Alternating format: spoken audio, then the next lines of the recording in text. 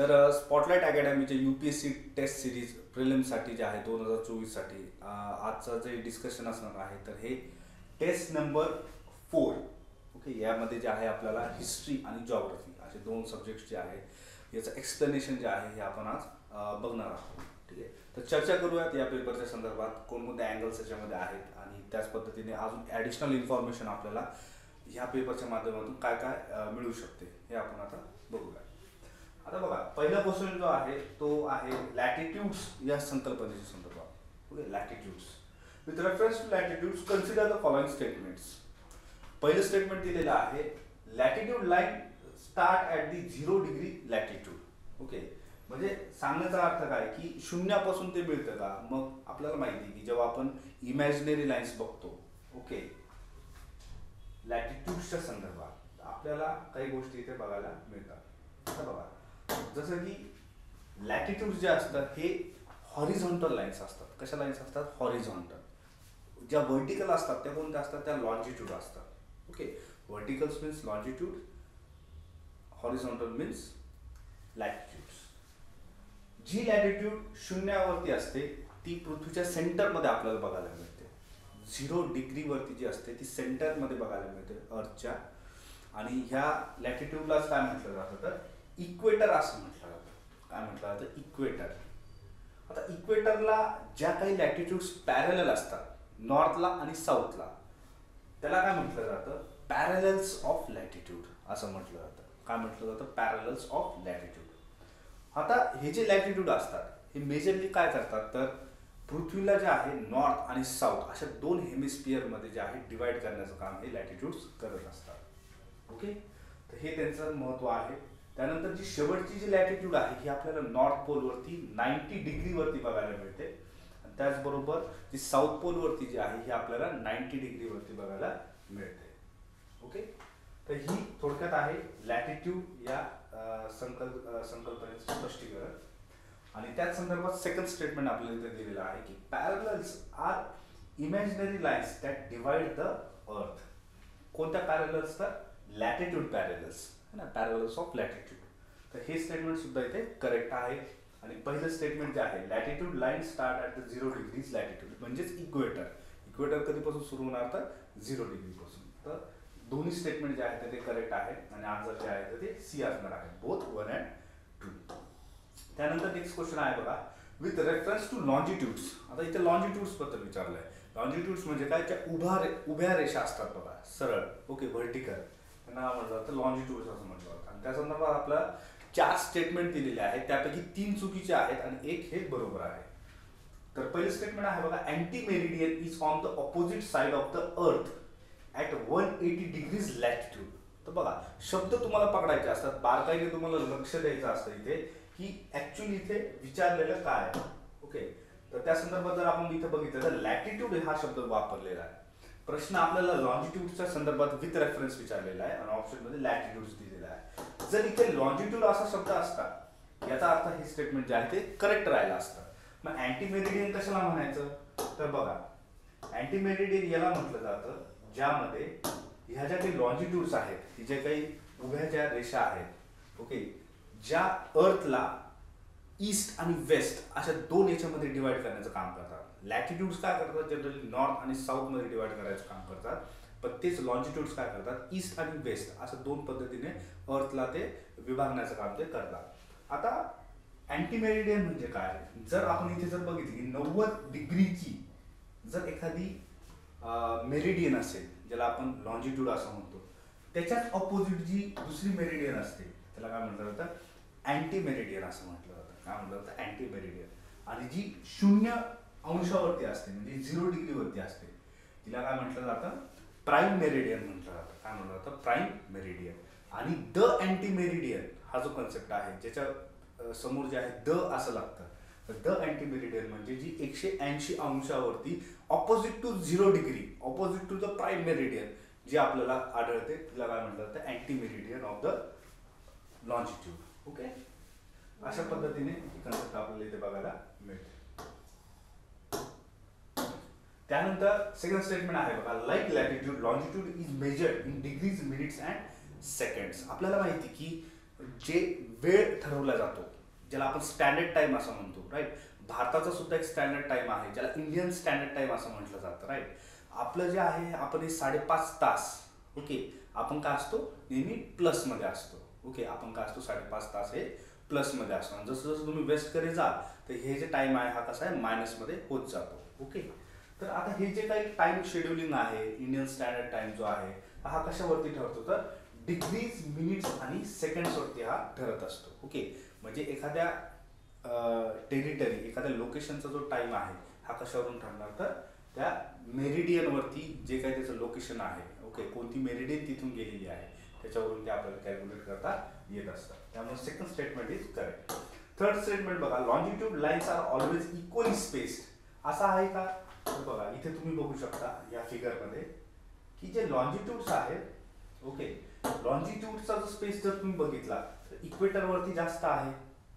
त्यानंतर वरती जर तुम्ही गेला, जसं जसं तुम्ही वरती किंवा खाली जाशाल नॉर्थला आणि साऊथला, तसा तसा जो स्पेस आहे हा तुम्हाला कमी होताना दिसून येतो. ओके, तर हे जे स्टेटमेंट आहे हे टोटली कसं आहे, फॉल्स आहे. त्यानंतर they measure the distance north to south. North to south distance कोण मेजर करतं, लॅटिट्यूड्स मेजर करतात. इथे डिस्टन्स कसा मेजर केला जातो, ईस्ट टू वेस्ट. ओके, तर हे बेसिक आपलं जे आहे क्लिअर इथे पाहिजे. त्यानंतर बघा नेक्स्ट क्वेश्चन आहे, with reference to the sedimentary rocks consider the following statements. Okay, sedimentary rocks जे आहे त्या संदर्भात स्टेटमेंट दिलेले आहे. Fossiliferous limestones and coal are two examples of organically formed sedimentary rocks. Okay, and second statement आहे, the carbonaceous rocks generally form in the absence of vegetative matter. म्हणजे हे जे रॉक्स आहेत सेडिमेंटरी, ओके, हे generally कसे form होतात, तर in the absence of what, the vegetative matter. तर हे चुकीचं आहे. ओके, का चुकीचं आहे बघा, आता बेसिक लॉजिक आहे बघा. आपल्याला माहिती आहे फॉसिल फ्युल्स जे असतात, फॉसिल फ्युल्स, राईट, वरती बघा, वरती शब्द पण आहे तो फॉसिलिफेरस, बरोबर. मग आता with reference to sedimentary rocks आहे, याचा अर्थ काय, सेडिमेंटरी रॉक्स मध्ये फॉसिल्स आहेत आणि फॉसिल्स मधून आपल्याला काय मिळतं, तर फ्युल मिळतं, राईट. वेगवेगळे जे आहे गोष्टी आपल्याला त्याच्याकडून मिळतात. मग हे जर ऑर्गॅनिकल आहे, ऑर्गॅनिक म्हणजे काय, इथे व्हेजिटेटिव्ह मॅटर पासून ते बनणार आहे. म्हणजे हे दोन स्टेटमेंट काय इंटर रिलेटेड आहे. ओके, तर ऍब्सेन्स नाही तर इथे शब्द काय असणार, presence. In the presence of vegetative matter carbonaceous rocks are generally form. Okay, त्याच्यामुळे सेकंड स्टेटमेंट कसं असणार आहे, चुकीचं असणार आहे. आणि पहिले जे स्टेटमेंट आहे तर हे करेक्ट असणार आहे, कारण की लाईमस्टोन आणि कोल हे दोन्ही जे आहे आपल्याला हे उदाहरण कशाचे बघायला मिळतात, तर सेडिमेंटरी रॉक्सचे. ओके, सेडिमेंटरी रॉक्स जनरली कसे फॉर्म होतात, तर बघा हे जे आहे हे जनरली सरफेसवरती आपल्याला फॉर्म झालेले दिसून येतात. ओके, याच्यामध्ये जे आहे बघा हे इग्निशियस आणि मेटामॉर्फिक पेक्षा वेगळे आहे, कारण की इग्निशियस आणि मेटामॉर्फिक जनरली कसे अर्थच्या क्रस्टमध्ये फॉर्म झालेले दिसतात, पण त्याच उलट जे आहे आपल्याला हे जे आहे सरफेसवरती फॉर्म झालेले दिसतात.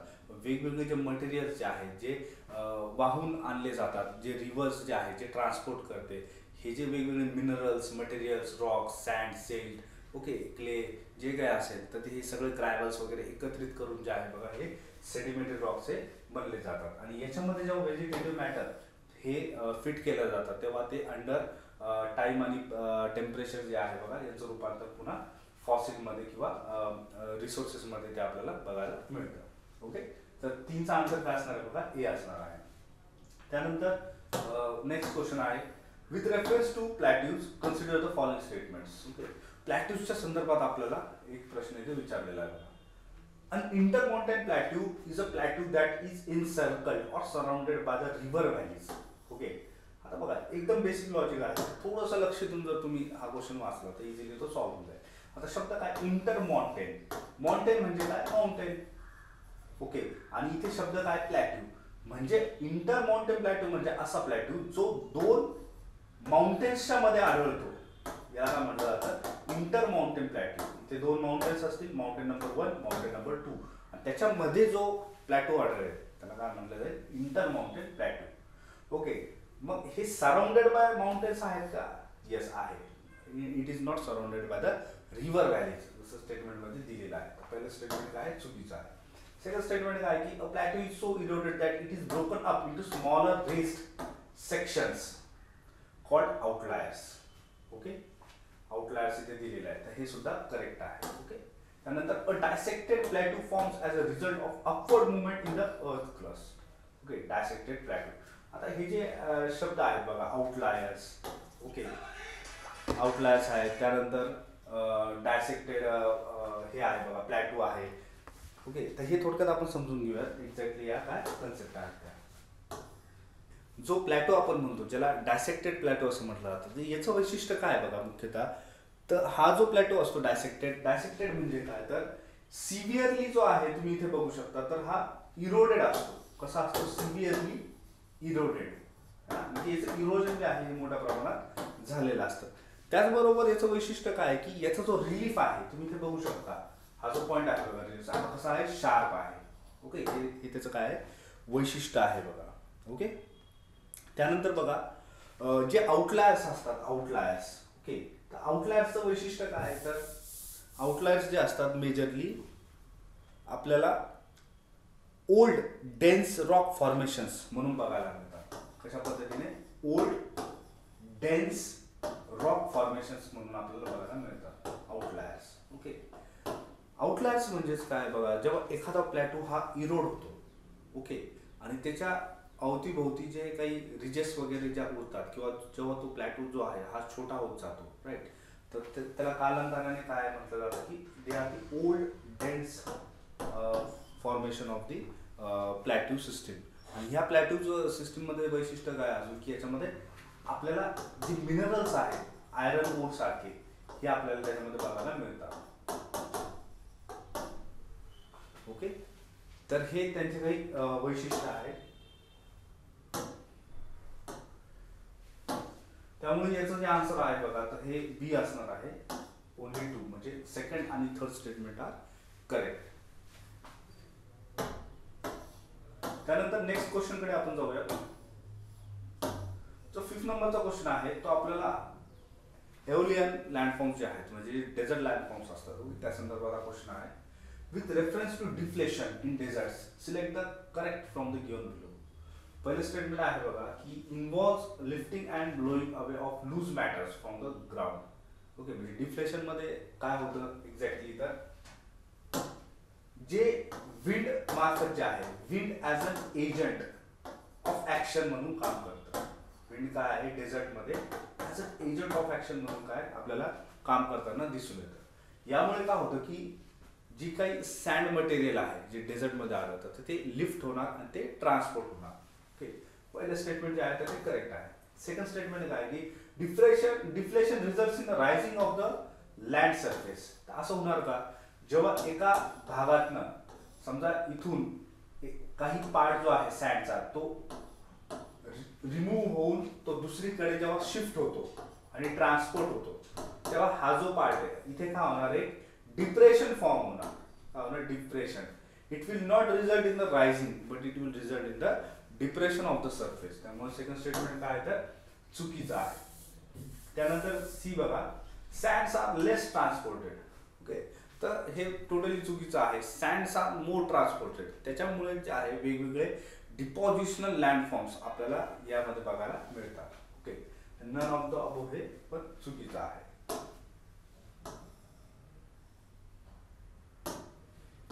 या डायग्राम मध्ये तुम्ही बघू शकता की डिफ्लेशन मध्ये काय होतं की सँड पार्टिकल्स जे आहेत बघा, हे जे सरफेस वरती आहेत हे ट्रान्सपोर्ट होतात दुसऱ्या ठिकाणी. म्हणजे जिथे ऑलरेडी 4 होते तर तिथे आता 8 झालेले आहेत बघा. ओके, 8चे परत जे आहे डेझर्ट पेव्हमेंट मध्ये जे आहे 16 झालेले आहेत. म्हणजे आपल्याला काय कळतं की डिफ्लेशनमुळे एका ठिकाणाहून सँड पार्टिकल्स जे आहेत ते रिमूव्ह होत आहेत, दुसरीकडे ट्रान्सपोर्ट होत आहेत. तर याचं जे आहे आपल्याला मल्टिप्लिकेशन झालेलं इथं दिसून येतं. त्यानंतर 6th क्वेश्चन आहे बघा की 3 स्टेटमेंट दिलेले आहे, यापैकी आपल्याला करेक्ट जे आहे ते ओळखायचे आहे. पहिलं स्टेटमेंट आहे की all the deserts are confined within 50 degree 30 degree parallels to north and south of equator. तर आपल्याला असं म्हणता येईल की बरेचसे आहेत पण not all the deserts. Okay, मग याच्यामध्ये गोबी डेझर्ट आहे का तर नाही. गोबी डेझर्ट आपल्याला माहिती की तो याच्या पण वरती जे आहे हा आढळतो. ओके, ऑलमोस्ट 45 डिग्रीज मध्ये तो तुम्हाला आढळलेला दिसून येतो. त्याच्यामुळे फर्स्ट स्टेटमेंट जे आहे ते कसं असणार आहे, चुकीचं असणार आहे बघा, it is wrong. Then next statement आहे बघा, tropical deserts lie in the trade wind belt on the western parts of the continent.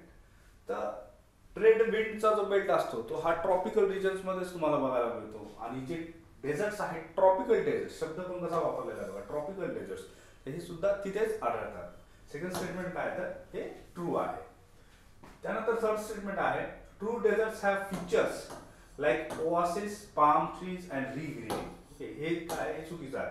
True desserts कशाला म्हटलं जातं की ज्याच्यामध्ये कोणत्याही प्रकारचं ग्रीनिंग नाहीये. ओके, कमीत कमी तिथे प्लांटेशन असणार, व्हेजिटेशन कमीत कमी असणार. ओके, आणि कमीत कमी तिथे जे आहे ज्या बाकीच्या ज्या गोष्टी आहेत जसं की ओएसिस असेल नाही का, किंवा जे ड्राय फ्रुट्सचे वगैरे जे काही पाम ट्रीज वगैरे असतात तर ते ते जे आहे हे कमी प्रमाणात आढळते. मग ट्रू डेझर्ट कशाला म्हटलं जातं, तिथे प्युअरली डेझर्ट म्हणजे प्युअरली वाळवंट जे आहे, मॅक्झिमम अमाऊंट ऑफ सँड आहे तिथे. ओके, हीट पण तशीच आहे, क्लिअर स्काय पण त्याच पद्धतीने आहे. त्याला काय म्हणूयात आपण, ट्रू डेझर्ट असं म्हणूया. त्यानंतर 7 नंबरचा क्वेश्चन आहे बघा, 2 स्टेटमेंट दिलेले आहे. Consider the following statements. Rock pedestals are formed with the deposition of moraines in the glacier valley. आणि सेकंड स्टेटमेंट आहे, mushroom rocks are the wave erosional landforms. आता तुम्हाला जर बेसिक जर हिंट माहित असेल की बोथ ऑफ दीज म्हणजे हे जे दोन्ही जे लँडफॉर्म्स आहेत, रॉक पेडेस्टल्स आणि मशरूम रॉक्स, ओके, तर हे ऍक्च्युली एकच नाव आहे. मशरूम रॉकलाच काय म्हटलं जातं की रॉक पेडेस्टल्स असं म्हटलं जातं. आणि ते both are the part of desert landform. कशाचे पार्ट आहे हे, डेझर्ट लँडफॉर्म. आणि डेझर्ट लँडफॉर्म मध्ये सुद्धा ते कशाचे पार्ट आहेत तर इरोजनल लँडफॉर्म्सचे पार्ट आहे. Okay, erosional landforms. ओके, हे बोथ द स्टेटमेंट्स आर इथं wrong. That's why the answer is none. Okay, आता याला जे रिस्पॉन्सिबल असतं तर डेझर्ट मध्ये आपण जसं बघितलं कोणता घटक इथे रिस्पॉन्सिबल असतो तर तो मेजरली असतो विंड. ओके, मशरूम रॉकचा जो फोटो आहे तो तुम्ही इथे बघू शकता की विंड काय करते, हा जो रॉक आहे कंटिन्युअसली इथे काय होतं बघा, घर्षण होतं. ओके, इथे जे आहे रॉकला जे आहे, रॉकच्या प्रती जे आहे इथे कंटिन्युअसली काय होतं, फ्रिक्शन हे तयार होत असतं. आणि ग्रॅज्युअली जे आहे, okay, not suddenly but gradually काय होतं हळूहळू की हा जो रॉक आहे हा डिसइंटिग्रेट व्हायला सुरुवात होतो. ज्या स्तरावरती ही विंड असते, ऍक्च्युली लोअर लेवलला ही विंड असते, म्हणून तुम्ही बघू शकता की लोअर लेवलवरती हे जे इरोजन आहे हे मोठ्या प्रमाणात झालेलं आहे.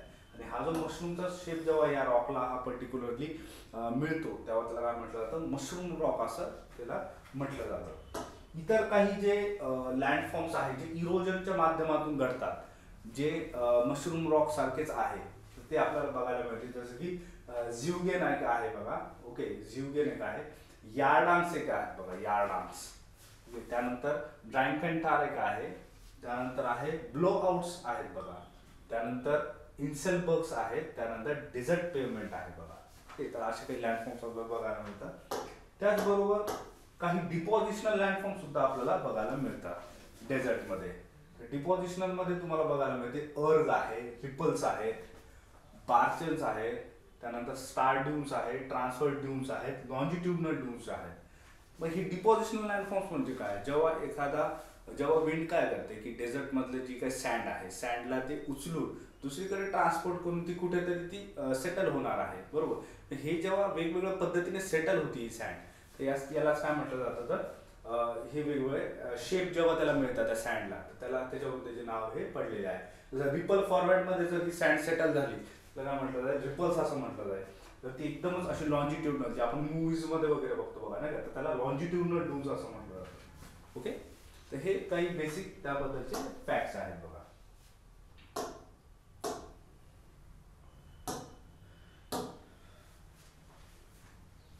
त्यानंतरचा नेक्स्ट क्वेश्चन जो आहे तर तो झिवगेन, जे आपण जस्ट बघितलं की it is a erosional लँडफॉर्म for the desserts, त्या संदर्भात नेक्स्ट क्वेश्चन आहे बघा. तर झिवगेन बद्दल विचारलेलं आहे की झिवगेन मे स्टँड 10 to 1000 फीट. ओके, बघा इथे एकदम इझिली तुम्ही कॅच करू शकता की हे शक्य नाही बघा की 1000 फीट पर्यंत एखादा जो रॉक आहे, ओके, त्याचं त्या लेवलचं इरोजन, आणि ते पण डेझर्ट एरियामध्ये हे आपल्याला बघायचं शक्य असेल. मग त्याच्यामुळे हे जे आहे हे इथे रॉंग होऊन जाईल बघा. त्यानंतर continuous abrasion by winds gradually lowers the zeugen. जसं मी तुम्हाला म्हणलं घर्षण, फ्रिक्शन, त्याला काय शब्द आहे ॲब्रेशन असा शब्द आहे बघा. ॲब्रेशनमुळे काय होतं की हळूहळू जे झ्युगन आहे हे डिसइंटिग्रेट होत जातं आणि याचा जो शेप आहे हा छोटा होत जातो. ओके.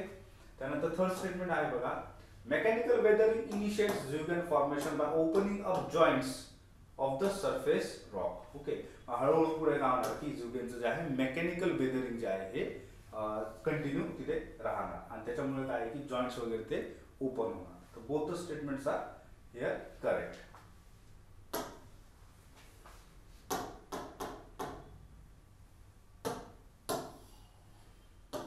त्यानंतर 9th नंबरचा क्वेश्चन आहे बघा की बाजदा आणि पेडिमेंट. ओके. यावरती आपल्याला जे आहे प्रश्न विचारलेला आहे बाजदा आणि पेडिमेंट. ओके. आता स्टेटमेंट असा आहे की bajada is an erosional plain formed at the base of the surrounding mountain scarps steep slope. त्याच्यानंतर सेकंड आहे pediment is a depositional feature made up of alluvial material laid down by intermitting streams. Okay. असे दोन definition आपल्याला दिले आहे. Answer obviously none असणार आहे. याचं रिझन असं आहे की बाजदाची जी डेफिनेशन आहे तर ही खाली शिफ्ट केलेली आपल्याला दिसून येते की bajada is a depositional feature. Okay. जे ॲल्युव्हियल जे काही सॉइल आहे याच्यापासून ते फॉर्म झालेलं असतं. त्याचबरोबर pediments are erosional plain. Okay. Pediment जेव्हा आपण म्हणतो की पेडिमेंट जे असतात. ओके. पेडिमेंट म्हणजे काय की जेव्हा प्लेन्स जे आहेत वेगवेगळ्या प्रकारचे प्लेन्स जे आहेत हे छोटे छोटे होत जातात आणि याच्यापासून काय तयार होतं तर पेडिमेंट तयार होतं आणि पेडिमेंटच्या नंतर काय तयार होणार तर पेडिप्लेन आपल्याला तयार होताना दिसतात. ओके. त्यामुळे pediment are the erosional plain form at the base of the surrounding mountain scarps steep slope. म्हणजे माउंटेन जे आहे माउंटेनच्या ह्या खालच्या स्तरावरती हे काय स्टीप स्लोपवरती आपल्याला हे स्कार्प्स इथे बघायला मिळतात.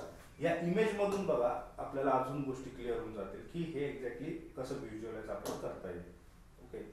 जसं की तुम्ही इथे बघू शकता याच्यामध्ये तुम्हाला जे बजदा आहे बजदा तर तुम्ही इथे बघू शकता इट इज अ लँडफॉर्म. ओके. हे जे लँडफॉर्म आहे हे तुम्हाला इथे लोकेट झालेलं दिसून येतं. आता हे बजदा जे आहे बघा हे मेजरली कुठे सापडतं तर हे ॲरिड आणि सेमी ॲरिड एरियाज इथे आपल्याला हे बघायला मिळतं. ॲरिड आणि सेमी ॲरिड एरियाजमध्ये. ओके.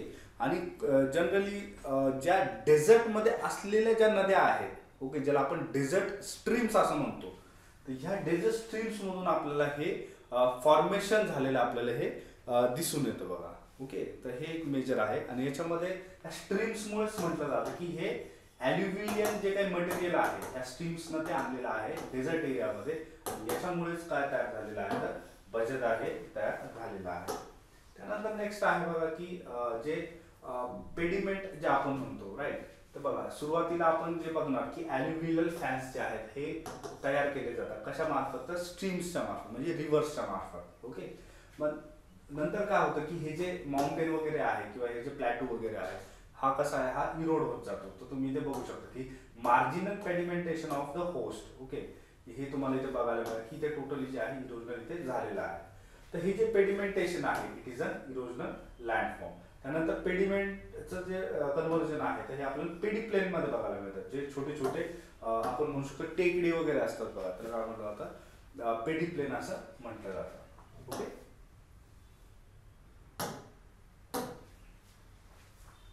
त्यानंतरचा नेक्स्ट क्वेश्चन आहे बघा की with reference to the formation of coastline which one of the following is correct. Okay.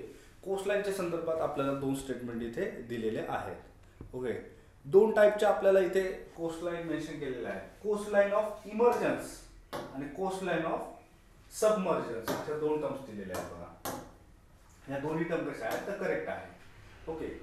तर कन्सेप्ट कसा आहे दोन्हीचा की इमर्जन्स म्हणजे काय की ज्या सी लेवलच्या वरती अवेलेबल असतात. ओके. समजा ही सी लेवल आहे तर सी लेवलच्या वरती जे कोस्ट आहे त्याला काय म्हणतो आपण coast line of emergence. Okay. आणि जे कोस्ट हे सी लेवलच्या खाली असतात जे सबमर्ज झालेले असतात तर आपण काय म्हणूया दे आर दी कोस्टलाईन ऑफ सबमर्जेस. पण इंडियामध्ये जर पर्टिक्युलरली आपल्याला बघायचं म्हटलं तर हे एक्झाम्पल्स कुठे बघायला मिळतात तर basically western coast of India आणि त्यानंतर east coast of India. East coast जो आहे हा इमर्जंट टाईपचं कोस्टलाईन आपल्याला तिथे बघायला मिळते. त्यामुळे जे आहे तर प्रॉपर पोर्ट्स जे आहेत नॅचरल पोर्ट्स हे जास्त आपल्याला डेव्हलप झाले तिथे दिसून येत नाही. या उलटच आपल्याला जे आहे बघा चांगल्या क्वालिटीचे जे पोर्ट्स आहेत नॅचरल पोर्ट्स हे कुठे बघायला मिळतात तर वेस्ट कोस्टला बघायला मिळतात. का? कारण की तिथे जी कोस्टलाईन आहे ती कोस्टलाईन टोटली सबमर्ज झालेली आपल्याला बघायला मिळते. ओके. त्यानंतरचा क्वेश्चन आहे बघा, एक डिस्क्रिप्शन आपल्याला दिलेलं आहे आणि या डिस्क्रिप्शन मधून आपल्याला ओळखायचं आहे की what kind of लँडफॉर्म it is. Okay, कोणत्या टाईपचं हे लँडफॉर्म आहे. तर बघा आपल्याला इथे वेगवेगळे ऑप्शन दिलेले आहेत की it is form when a glacier retreats. Okay, it is form when a glacier retreats after carving it's typical U shaped valley. आपल्याला बेसिक आयडिया एवढी जरी असेल की यू शेप्ड व्हॅली या कुठे फॉर्म होतात तर ग्लेशियर्स मधून फॉर्म होतात. व्ही शेप व्हॅली कुठे फॉर्म होतात तर रिव्हर स्ट्रीम्स मधून त्या फॉर्म होतात. Right. With the sea filling the resulting valley floor it forms a narrow strip sided inlet connected to the sea terminal moraines pushed down the valley by the glacier is left under water at its entrance. The above mentioned describes which of the following. आता बघा जेव्हा इथे glacier आणि U shape valley येते तेव्हा ऑक्सबोलेटचा तिथे संबंध येत नाही. हँगिंग व्हॅली ऑप्शन असू शकतं आणि फियॉर्ड एक ऑप्शन असू शकतं because both of these are the glacier landforms. त्यानंतर लोएस्टचा संबंध येणार नाही. का येणार लोएस्टचा संबंध? कारण it is the part of the desert. Okay, desert टोपोग्राफीशी ते लोएस्ट जे आहे हे रिलेटेड आपल्याला दिसून येतं. ओके, तर पहिले समजून घेऊयात की लोएस्ट ॲक्च्युली काय असतात. तर लोएस्ट म्हणजे काय की अशा डस्ट आणि अशा सिल्ट सँड ज्या हवेनं जे आहे ज्यांना ट्रान्सपोर्ट केलेलं आहे आणि एखाद्या ठिकाणी त्यांचं कव्हर म्हणून एस्टॅब्लिशमेंट झालेलं आहे. ओके, तर त्याला काय म्हणूयात आपण? लोएस्ट असं म्हणूयात. ओके, काय म्हणता येईल त्यांना? लोएस्ट असं त्यांना म्हणता येईल.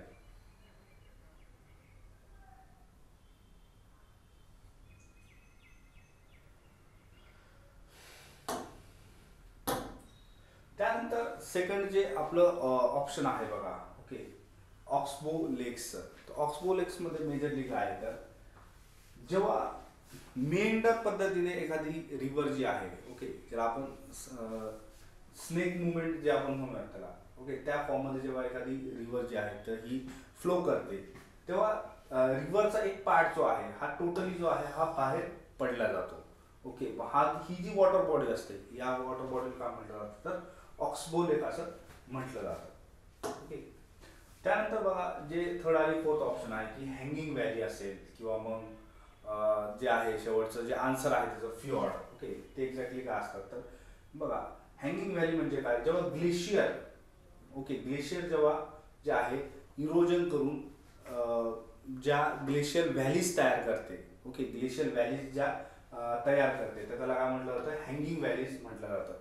आणि त्याच्या पुढे जे आहे आपल्याला डीप व्हर्टिकल इरोजन जे आहे ते सुद्धा इथे बघायला मिळतं. ओके, मग फियॉर्ड म्हणजे काय तर फियॉर्ड म्हणजे बघा की असा शेवटचा भाग. ओके, इमॅजिन करा की एक माउंटेन आहे. ओके, एक हिली माउंटेन आहे आणि हे कसं आहे? हे ग्लेशियर माउंटेन आहे. ओके, हे कसं आहे? ग्लेशियर माउंटेन आहे. आता ह्या माउंटेनच्या पायथ्याशी जे आहे बघा जिथे शेवट होणार आणि जिथे एक वॉटर बॉडी फॉर्म असणार अशी वॉटर बॉडी जिचा जो एंट्रन्स आहे हा कसा आहे?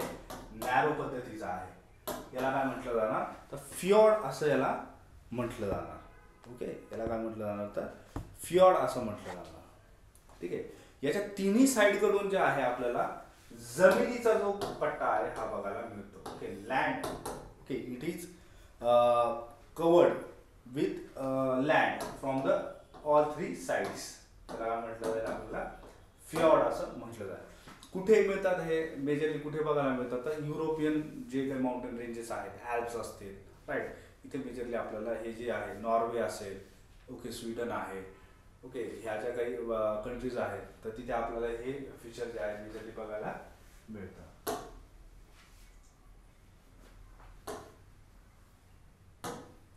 त्यानंतरचा क्वेश्चन बघा, खूप इझी आहे.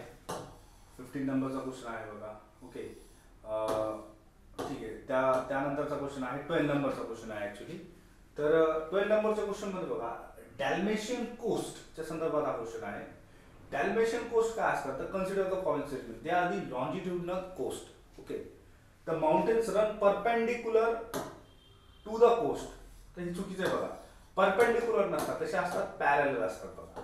ओके, लॉन्जिट्युडिनल कोस्ट म्हणजे काय, समजा ही कोस्ट लाईन आहे. ओके, आणि माउंटेन रेंजेस कशा असतील त्याला पॅरलल असतील. त्याला काय म्हणतो आपण, डॅल्मेशियन कोस्ट असं म्हणतो.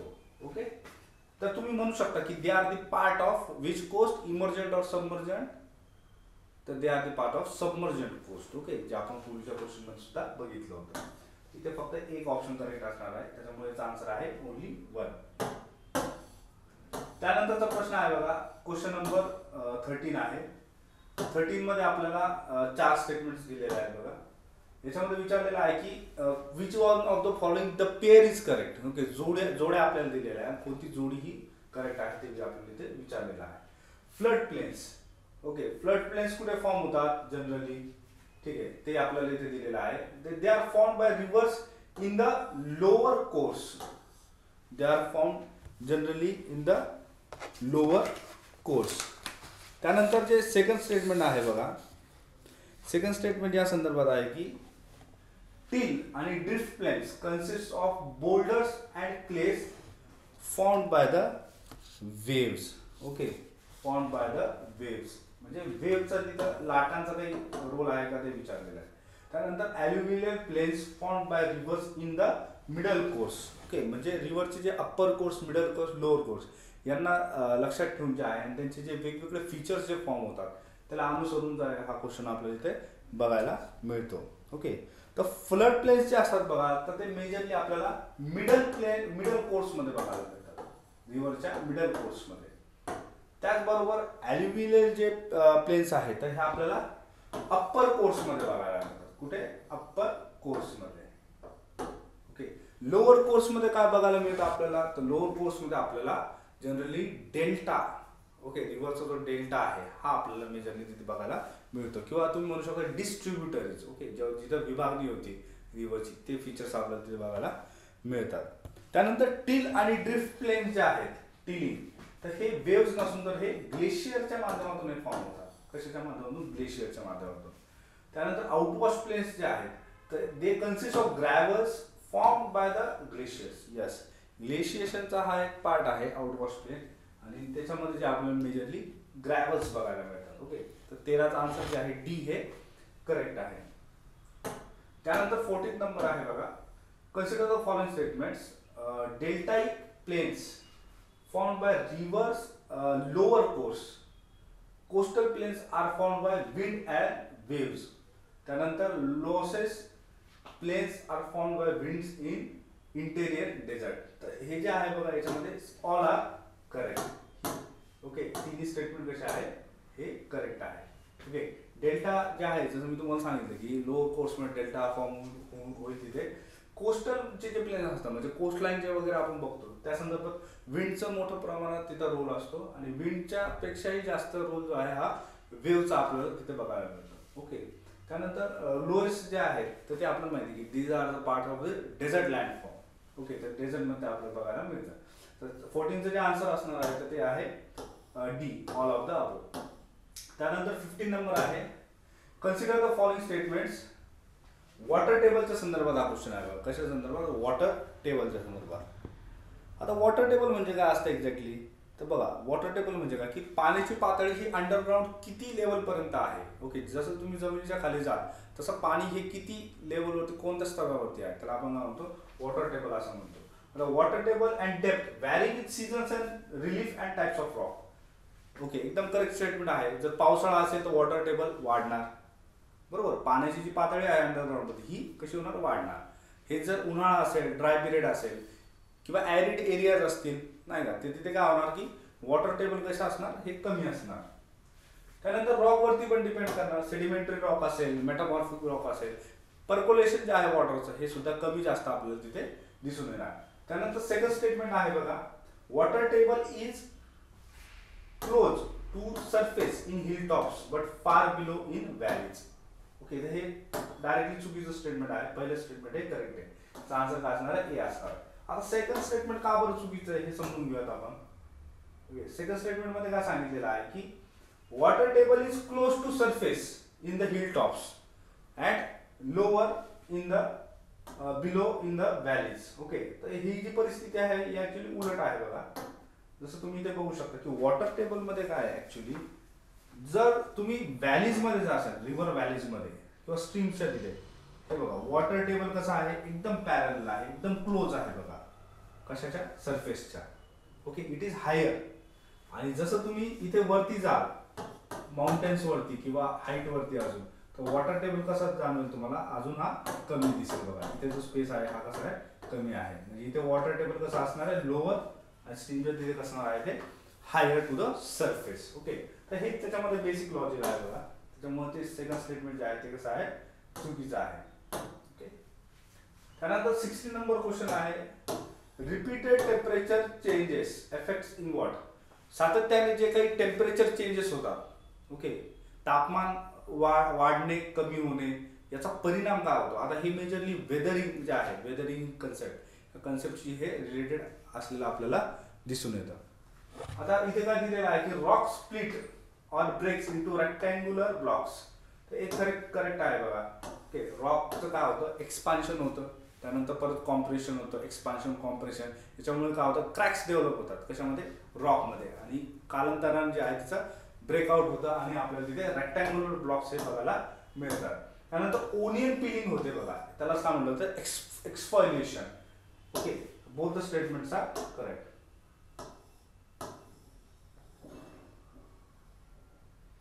ओके, ही डायग्राम तुम्ही बघू शकता ओनियन पिलिंगची, ओके, एक्सफॉलिएशनची, की कशा पद्धतीने होतीये. ओके, आता याच्यामध्ये मेजर काय बघा की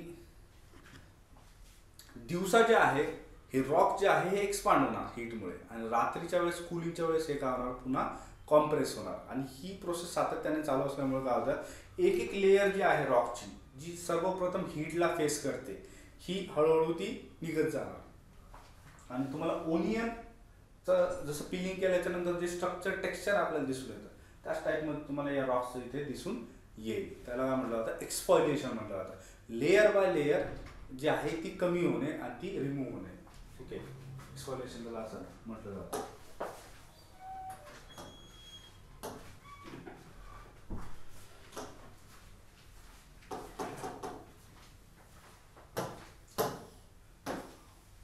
नेक्स्ट क्वेश्चन आहे 70 नंबर. टेम्परेचर जे रात्री ड्रॉप होतं, temperature drops in night and in winter. Okay, विंटरच्या सीझन मध्ये जेव्हा रात्री टेम्परेचर ड्रॉप होतं तेव्हा त्याचा परिणाम काय होतो, असा तो प्रश्न आहे. Temperature drops in night and in winter results in what. पहिलं स्टेटमेंट आहे tree roots penetrate along the joints. आपल्याला माहिती हा जो फेनॉमेना आहे हा सुद्धा वेदरिंगशी रिलेटेड आहे, राईट. तर ऑप्शन्स पण आपल्याला त्याच टॉपिकशी रिलेटेड दिसतील इथे, की ट्री रूट्स जे पेनिट्रेट होतात जॉइंट्स मध्ये, कशाच्या, रॉकच्या जॉइंट्स मध्ये, सॉइलच्या जॉइंट्स मध्ये, बरोबर, लँडफॉर्मच्या जॉइंट्स मध्ये. तर हे कशाचा परिणाम आहे, it is the example of biological weathering. Okay, म्हणजे बायोलॉजिकल एजंट्स मधून, म्हणजे तिथे ॲनिमल्स असतील, काही मायक्रो ऑर्गॅनिझम्स असतील किंवा काही प्लांट्स असतील, यांच्या माध्यमातून इथे काय होतंय, स्ट्रक्चर ब्रेक होत आहे रॉक्सचे. ओके, तर ते आपल्याला इथे बायोलॉजिकल वेदरिंगचं उदाहरण बघायला मिळतं. तर हे चुकीचं आहे बघा. ओके, आपल्याला काय पाहिजे, टेम्परेचर रिलेटेड. टेम्परेचर म्हणजे काय, मेकॅनिकल वेदरिंगचं ते एक्झाम्पल आहे. टेम्परेचरचा वापर होणे काय म्हणजे मेकॅनिकल वेदरिंग. तर बघा, exerting pressure to deepen the cracks in the rock, हे करेक्ट आहे बघा. टेम्परेचरमुळे काय होतं की जी काही एअर आहे, ओके, तर ही एअर गरम होते आणि ती हलकी होऊन जी आहे ती या क्रॅक्समध्ये जी आहे फिट होते. ओके, आणि रात्रीच्या वेळेस काय होतं की प्रेशर जे आहे पुन्हा थंडी झाल्याच्या नंतर जे प्रेशर जे आहे ते एअरचं ऑटोमॅटिकली ते इन्क्रीज होऊन जातं. Okay, due to the cooling down. आणि मग हेच प्रेशर काय करतं की जे क्रॅक्स आहेत रॉक मधले याला ते डीपन करण्याचा ते प्रयत्न करतात. ओके, तर second statement is correct. C असणार नाही कारण की पहिलं स्टेटमेंट हे चुकीचं आहे आणि नन ऑफ हे सुद्धा तिथे असणार नाही. त्यानंतर 18 नंबरचा क्वेश्चन आहे, hot springs are generally useful for. एकदम बेसिक आणि लॉजिकल क्वेश्चन आहे बघा. ऍप्लिकेशन वरती विचारलेला आहे की हॉट स्प्रिंगचा जो आहे, गरम पाण्याचे झरे ज्याला आपण म्हणतो, ओके, यांचा वापर कशासाठी केला जाईल. Hot springs are generally used for heat houses. Okay, घरांमध्ये जे आहे बघा, आता जसं की नॉर्वे कंट्रीचं आपण उदाहरण घेतलं किंवा डेन्मार्क आहे, आइसलँड आहे. ओके, स्कॅन्डिनेव्हियन जेवढ्या कंट्रीज असतात तिथे बऱ्याचशा या गोष्टी आपल्याला बघायला मिळतात की नॅचरली तिथे कोल्ड क्लायमेट असल्यामुळं हॉट स्प्रिंगचा जो वापर आहे, हॉट स्प्रिंग्स म्हणजे काय की ज्या ऑलरेडी जे आहे आपल्याला जिओमॉर्फॉलॉजी म्हणजे लँडफॉर्म्स अंडर द अर्थ क्रस्ट, तिथून जे काही टेक्टॉनिक ऍक्टिव्हिटीज चालतात, जे काही लावाचं जे काही लँडफॉर्म्स आपल्याला ते बघायला मिळतं, लावा मुवमेंट आपल्याला बघायला मिळते, त्याच माध्यमातून हे जे गरम पाणी जे आहे ओके ते आपल्याला तिथून अराईज झालेलं दिसून येतं. मग ह्या ज्या काही हॉट स्प्रिंग्स आहेत त्या घरांमध्ये हीट जनरेट करायचा प्रयत्न करतात बघा. त्यानंतर स्विमिंग पूलसाठी सुद्धा हे वापरलं जातं. त्यानंतर टुरिझमसाठी पण बघा बऱ्याचशा कंट्रीजमधून ज्या लोक इथे व्हिजिट करतात. याचा आन्सर काय असणार बघा, D, all of the above. त्यानंतर 19 नंबरचा क्वेश्चन आहे, कन्सिडर द फॉलोइंग स्टेटमेंट्स.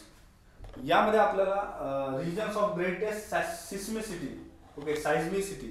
तर साइझमिक ऍक्टिव्हिटीज म्हणजे काय, अर्थक्वेक ऍक्टिव्हिटीज कुठे होतात, तर they R around circum Pacific areas असं सांगितलेलं आहे बघा. सर्कम पॅसिफिक एरियाज म्हणजे काय की पॅसिफिक ओशनचा हा एरिया असेल. कशाचा एरिया असेल, पॅसिफिक ओशनचा. त्यानंतर world's distribution of earthquakes are away with that of व्हॉल्कॅनोज.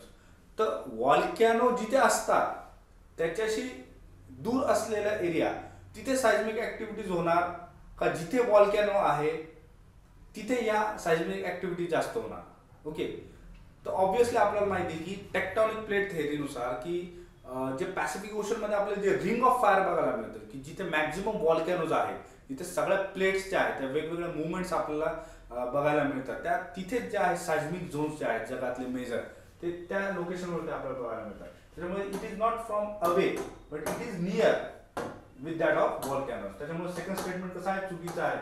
पहिलं स्टेटमेंट काय आहे, बरोबर आहे. त्याच्यामुळे 19चा आन्सर काय असणार आहे, ए असणार आहे. इथे तुम्ही रिंग ऑफ फायर बघू शकता की पॅसिफिक ओशन मध्ये जे आहे बघा, इथे वेगवेगळ्या कॉन्टिनेंट जवळ जे आहे बघा ही आपल्याला स्प्रेड झालेली दिसून येते. ॲल्युशियन ट्रेंच असेल, जापान ट्रेंच असेल किंवा क्युराईल ट्रेंच असेल.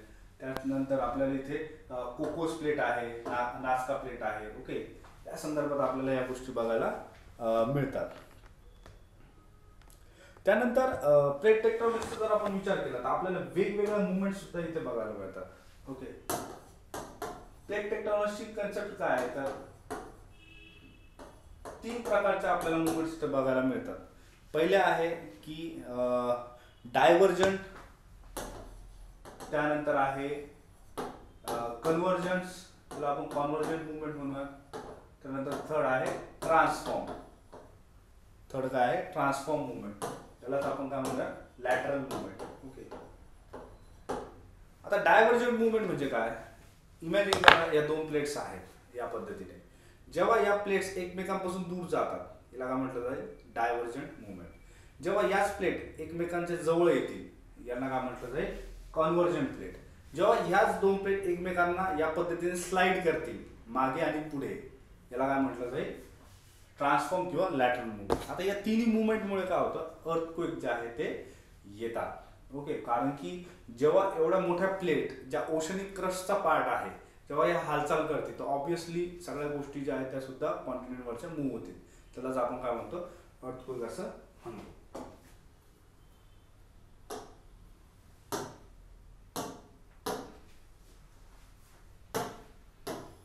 नेक्स्ट क्वेश्चन आहे डिन्युडेशनच्या संदर्भात. डिन्युडेशनची प्रोसेस आहे ओके, याच्यामध्ये काय काय गोष्टीचा समावेश होतो, तर वेदरिंगचा होतो. Okay, the gradual disintegration of rocks by atmospheric or weather forces, यालाच आपण वेदरिंग असं म्हणतो. ओके, तर पहिलं स्टेटमेंट काय आहे, करेक्ट आहे. Erosion, the active wearing away of the earth surface by moving agents like water, wind, ice and waves. Okay, याला आपण काय म्हणत, इरोजन असं म्हणत, हे सुद्धा करेक्ट आहे. ट्रान्सपोर्टेशन म्हणजे जिथे हे जे रिमूव्ह झालेले जे काही डेब्री आहे, ओके, जे काही मटेरियल आहे इरोड झालेलं, याला जेव्हा दुसरीकडे नेऊन ठेवल्या जातं फॉर द डिपॉझिशन पर्पजेस, याला काय म्हटलं जातं, ट्रान्सपोर्टेशन असं म्हटलं जातं. आता बऱ्याच वेळेस आपल्याला इरोजन आणि वेदरिंग या 2 कन्सेप्ट मध्ये कन्फ्युजन होऊ शकतं. तर बघा, एकदम सिंपल कन्सेप्ट आहे. वेदरिंग म्हणजे काय, जे असलेलं जे काही स्ट्रक्चर आहे, एखादा रॉक असेल बरोबर किंवा एखादा प्लॅट्यू असेल, जे काही असेल, माउंटेन असेल, हिल असेल, जेव्हा ते स्ट्रक्चर डिसइंटिग्रेट होतं त्याला काय म्हटलं जाईल, वेदरिंग असं म्हटलं जाईल. ओके, जेव्हा एखादं स्ट्रक्चर हे डिसइंटिग्रेट होतं त्याला वेदरिंग असं म्हटलं जाईल. आणि जेव्हा या स्ट्रक्चर मधून जे काही ब्रेक झालेले मटेरियल्स आहेत हे एका ठिकाणावरून दुसऱ्या ठिकाणी जेव्हा नेले जातात, ओके, याला काय म्हटलं जातं, इरोजन असं म्हटलं जातं. काय म्हटलं जातं, इरोजन. म्हणजे त्यांची मुवमेंट आता सुरू झालेली आहे. जे काही मटेरियल्स आपले इथे ब्रेक झाले होते त्यांची काय आहे, मुवमेंट आता सुरू झालेली आहे. त्याला काय म्हटलं जातं, इरोजन असं म्हटलं जाईल. ओके,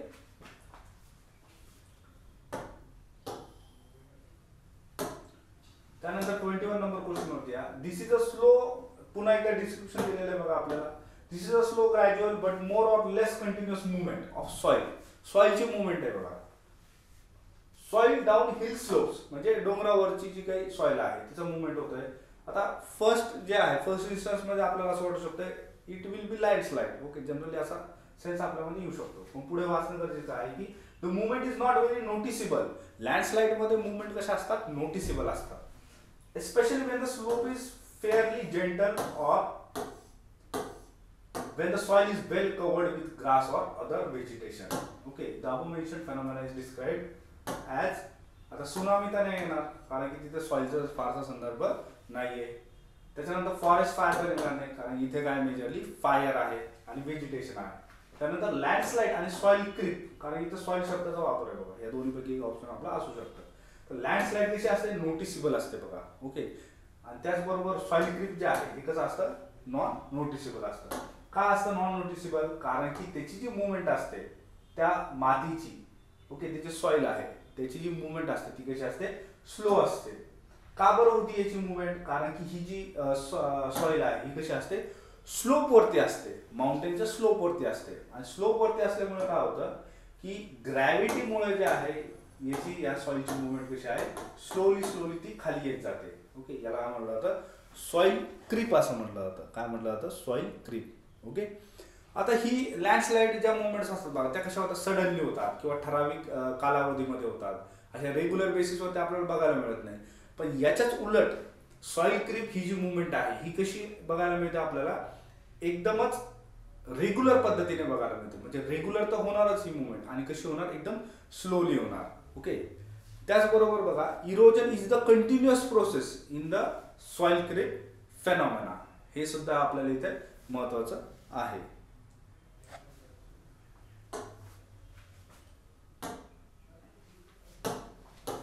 त्यानंतर 22 नंबरचा क्वेश्चन आहे बघा की when rain falls on the earth. एकदम बेसिक आणि लॉजिकल क्वेश्चन आहे बघा. When the rain falls on the earth it is directly distributed as, म्हणजे जेव्हा पाऊस पडतो त्याचं डिस्ट्रीब्युशन कुठे कुठे होतं असा तो प्रश्न आहे बघा. Extremely reaching the limestone caves. तुम्हाला जर माहित असेल लाईमस्टोन केव्स कशा असतात, अंडरग्राऊंड केव्स असतात बघा, नाही का. आणि जेव्हा वॉटर पेनेट्रेट होतं या पेनेट्रेशन मधून खाली जे इरोजन होतं अंडरग्राऊंड मध्ये त्याच्यामधून हे लाईमस्टोन जे केव्स आहेत ते फॉर्म होताना आपल्याला दिसून येतात. हे डायरेक्टली होणार का, एक्स्ट्रीमली रिच होणार का, तर नाही. ओके, शब्द तिथे आपण कीवर्ड हा पकडला पाहिजे. एक्स्ट्रीम हा शब्द आहे बघा. Percolates downwards into the soil and rocks. Obvious आहे बघा की जेव्हा पाऊस पडणार तो सॉइल मध्ये ते पाणी जाणार, त्याचबरोबर रॉक्स सुद्धा जे आहे ते ऍब्झॉर्ब करणार. आणि जिथे प्लांट्स आहेत, जिथे फॉरेस्ट आहे, जिथे व्हेजिटेशन आहे, हे प्लांट सुद्धा काय करणार, हे सर्व पाणी जे आहे ते ऍब्झॉर्ब करणार. 22 चा आन्सर काय असणार आहे तर बी, ओनली 2. म्हणजे 2 आणि 3 नंबरचं स्टेटमेंट काय करेक्ट आहे. त्याच्यानंतर 23 नंबर क्वेश्चन आहे बघा. With reference to the river load consider the following. Okay, आता रिव्हर लोड म्हणजे काय बघा, तर जेव्हा एखादी नदी वाहते तर नदीमध्ये फक्त पाणी नसतं, नदीमध्ये त्यासोबतच काय असेल, माती असेल, गाळ असेल, बरोबर, वेगवेगळ्या साईजचे रॉक्स असतील. ओके, त्याच्यानुसारच आपण याचं डिस्क्रिप्शन वेगवेगळ्या शब्दांमध्ये करत असतो, जसं की gravels, silt, clay, sand, okay, boulders. या पद्धतीने आपण जे आहे वेगवेगळ्या साईज अनुसार हे मटेरियलचं क्लासिफिकेशन आपण करत असतो. ओके, आता हे जे काही रिव्हर लोड आहे तर रिव्हर लोड म्हणजे काय तर बघा, मटेरियल्स इन सस्पेन्शन इन्क्लूड्स, म्हणजे जे सस्पेंड झालेले मटेरियल आहे म्हणजे जे आपल्याला दिसत नाही. ओके, कारण ते विरघळलेले त्याच्यामध्ये आहे, सस्पेंड झालेले आहे बघा. खूप छोटेसे कण आहेत बघा त्याचे, त्याला आपण म्हणतो suspended materials. Include courser materials. असं होऊ शकतं का की एवढा मोठा दगड हा एकदमच सस्पेंड होऊन जाईल, म्हणजे तो एकदम अदृश्य होऊन जाईल, तो एकदमच विरघळून जाईल पाण्यामध्ये, होऊ शकतं का नाही. कोर्सर आणि सस्पेन्शन हे शब्द कसे आहे, टोटली ऑपोजिट आहे, त्यामुळे हे स्टेटमेंट कसं आहे, चुकीचं आहे. The traction includes silt, sand and mud. Okay, the traction includes sand, silt and mud are carried along suspended in the water as the stream flows. Okay, तर बघा ट्रॅक्शन म्हणजे काय असतं, जिथे फ्रिक्शन तयार होतं, जिथे भरपूर सारं जे वेट आहे त्याच्या वेटची मुवमेंट होते. ओके, इथे मास कसा आहे, जास्त आहे, त्याला आपण काय म्हणत असतो, ट्रॅक्शन असं म्हणत असतो. ओके, तर ट्रॅक्शनमध्ये हे छोट्या छोट्या गोष्टी येतील का, की ज्यांची पार्टिकल्स साईज कशी आहे, छोटी आहे, सिल्ट, सँड, मड. ओके, तर हे त्याच्यामध्ये येणार नाही. ट्रॅक्शनमध्ये काय येणार, तर कोर्सर मटेरियल्स येणार, पेबल्स येणार, त्याच्याबरोबर स्टोन्स येणार, रॉक्स येणार. आणि सस्पेन्शन मटेरियल्समध्ये काय येणार, तर सँड येणार, सिल्ट येणार आणि मड येणार. त्यामुळे हे दोन्ही स्टेटमेंट कसे आहे, चुकीचे आहे. ओके, याच संदर्भात अजून काही कन्सेप्ट आहेत बघा, त्या आपण बघून घेऊया. रिव्हर लोडच्या संदर्भात तर बघा, रिव्हर लोड मध्ये सस्पेन्शन म्हणजे काय, की fine material such as clay and sediment is carried by the river. म्हणजे याला काय म्हणतो आपण, सस्पेन्शन म्हणूया. ओके, त्यानंतर यांची साईज तुम्ही बघू शकता, एकदम डॉट्स म्हणजे एकदम छोटी साईज त्यांची आहे. त्यानंतर बघा सोल्युशन.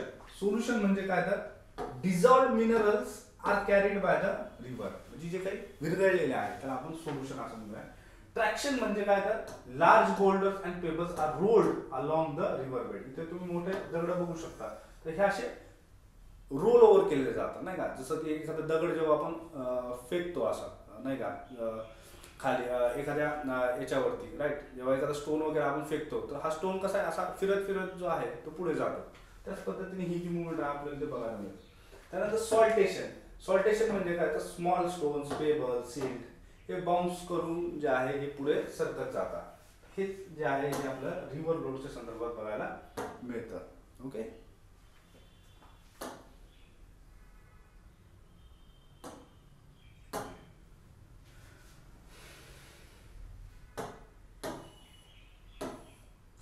त्यानंतर काही कन्सेप्ट आहे बघा, रिव्हर इरोजन अँड ट्रान्सपोर्टेशनच्या संदर्भात. त्या संदर्भात हा क्वेश्चन आपल्याला इथे बघायला मिळतो.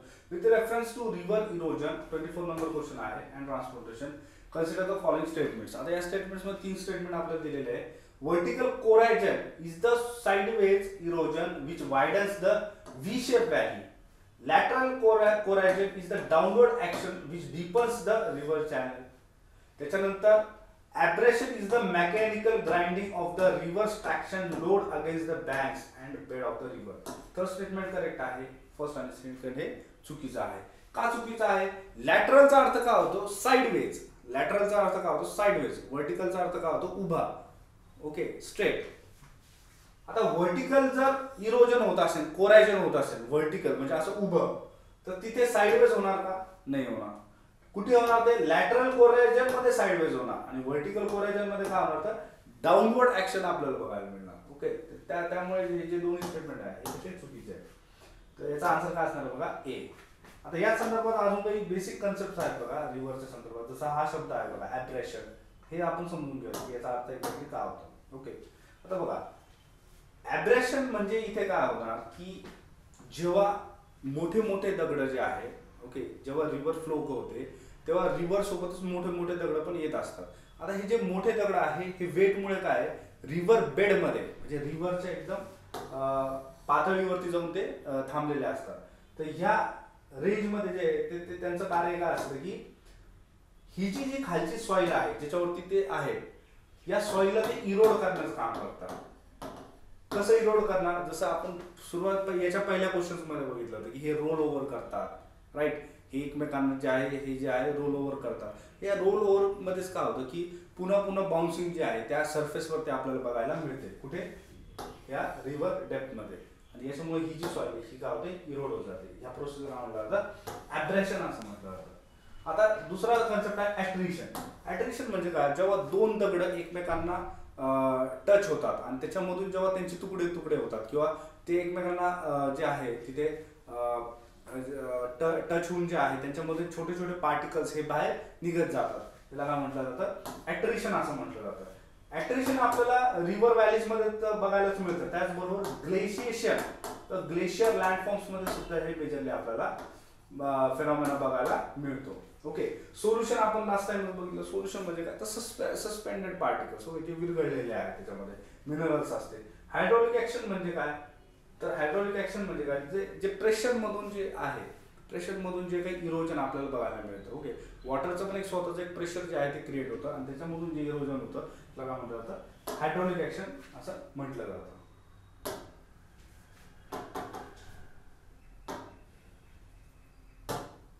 नेक्स्ट क्वेश्चन आहे बघा, calcium carbonate in limestone is easily dissolved and removed. The mention description is the example of which of the following process. आता बघा इथे काय होतंय, डिझॉल्व होतोय बघा. ओके, डिझॉल्व म्हणजेच काय, तर कोरोजन होणे. कोरोजन म्हणजेच काय, तर सोल्युशन होणे. सोल्युशन काय होते, सोल्युशनला अल्टरनेट शब्द काय, तर कोरोजन असा आहे.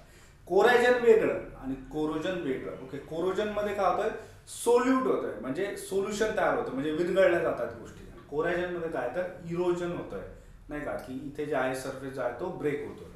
ओके, ऍट्रिशन आपण बघितलं, ऍब्रेशन आपण बघितलं, आणि कोरेशन हा टोटली डिफरंट कन्सेप्ट आहे. ओके, त्यानंतर नेक्स्ट क्वेश्चन आहे 26 number. The oxbow lake will eventually degenerate into a swamp and become marshy and ड्राइज up. Okay, पुन्हा ऑक्सबो लेकच्या संदर्भात क्वेश्चन आहे बघा.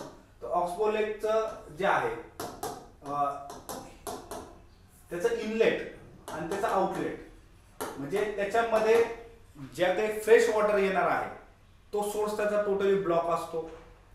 तसा कोणताही सोर्स त्याला अवेलेबल नसतो त्या लेकला, म्हणजे फ्रेश वॉटर तिथे येत नाही. आणि तिथून पाणी बाहेर कोणत्या तरी समुद्रामध्ये जाणार आहे असं पण ती गोष्ट नसते. म्हणजे त्याचा जो आउटलेट आहे त्या पाण्याचा तो पण कुठे बाहेर जात नाही. याचा अर्थ काय, जे पाणी तिथे असणार आहे, हे कसं असणार आहे, तिथेच त्या लोकेशन मध्ये ते कायमचं ते तिथे असणार आहे. आणि आपल्याला माहिती, जेव्हा एखादा पाण्यामध्ये मुवमेंट नसते, जसं रिव्हरमध्ये काय मुवमेंट असते, लेकमध्ये काय जनरली मुवमेंट नसते, तिथे काय होणार, तिथे युट्रोफिकेशन होणार, राईट. तिथे जे आहे वेगवेगळ्या वेटलँड्स क्रिएट होणार बघा. ओके, मग वेटलँड्स क्रिएट होणार, तर सेम टाईपचं वेटलँड आपल्याला कबरताल वेटलँड हे बिहारच्या बेगुसराय या ठिकाणी आपल्याला बघायला मिळतं. आणि हे जे कबरताल वेटलँड आहे हे आपल्याला गंडक या रिव्हर्स मधून, मिएंडरिंग मधून आपल्याला ते क्रिएट झालेलं दिसतात. मग कबरताल वेटलँड काय, it is an oxbow lake. Okay, it is also an oxbow lake. तर 2020 मध्ये जे बघा रामसर साइट्स मध्ये वेटलँडचा दर्जा यायला सुद्धा मिळालेला आहे. मग both the statements are what, they are correct. त्यानंतर बघा 27 नंबर आहे, the major negative impacts of river rejuvenation. आता इथे पॉझिटिव्हने विचारले बघा, ते विचारलंय निगेटिव्ह इम्पॅक्ट्स का होतात. पहिला जो आहे हा पॉझिटिव्ह इम्पॅक्ट आहे बघा, फ्लड मिटिगेशन, म्हणजे पूर व्यवस्था जी आहे, ओके, जे पूर येणार आहे त्याची जे आहे त्याचा इम्पॅक्ट हा कमी केला जातो. कशामुळे, तर रिव्हर रिज्युव्हिनेट झाल्यामुळे. ओके, तर हे जे पहिलं स्टेटमेंट आहे हे कसं असणार आहे, चुकीचं असणार आहे. त्यानंतर the river is adjusting to its new base level which causes erosion. ज्या पद्धतीने आपण बघितलं की वेगवेगळ्या माध्यमातून जे आहे, कोरायजन, ऍब्रेशन, कोरोजन, याच्यामधून काय होत जातं की रिव्हर काय करत जाते की जे आहे सॉइलला इरोड करत जाते, सॉइल इरोजन हे घडतं. त्याच्यामुळे जो बेस लेवल असतो रिव्हरचा हा काय, हा वाढत जातो. तुमचा हा बेस लेवल आहे, पहिले नदी इथून वाहत होती, त्यानंतर हा जो बेस लेवल आहे हा परत पुन्हा खाली जाणार, आणि त्याच पद्धतीने आता रिव्हर जी आहे ती इथून वाहणार. ओके, आणि बऱ्याच वेळेस असं होतं बघा, एखादी रिव्हर जेव्हा ड्राय असते, ती फार वर्षापासून ड्राईड आहे आणि ती रिज्युव्हिनेट झाली, म्हणजे ती पुन्हा तिथे वाहू लागली काही वर्षांनंतर. पण ज्या वर्षी ती ड्राय होते तेव्हा काय होतं, तिथे खूप कचरा किंवा अशा काही गोष्टी साचलेल्या असतात, किंवा अननेसेसरी तिथे वेस्टची डम्पिंग वगैरे झालेली असते. याच्यामुळे काय होऊ शकतं, जेव्हा ती रिज्युव्हिनेट होणार तेव्हा वॉटर बॉडीज मध्ये ते कचरा जे आहे तो वाहून नेऊन जे आहे इतर वॉटर बॉडीज सुद्धा तिथे पोल्यूट होणार. याचा अर्थ काय, तर third statement is also correct आणि second statement is also it's negative impact. त्याच्यामुळे फर्स्ट स्टेटमेंट चुकीचं आहे, त्याचा आन्सर असणार बघा ओनली 2, म्हणजे 2 स्टेटमेंट इथे करेक्ट आहे. 28 नंबर जे आहे बघा, ग्लेशियर लँडफॉर्मच्या संदर्भात विचारलेला आहे. सरके जे आहे, cirque is a type of glacier erosional landform. Erosional आहे का, yes, it is a erosional लँडफॉर्म.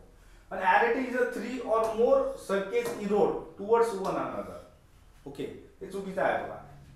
Pyramidal peak is a steep-sided ridge that is formed when two adjacent cirques erode toward each other.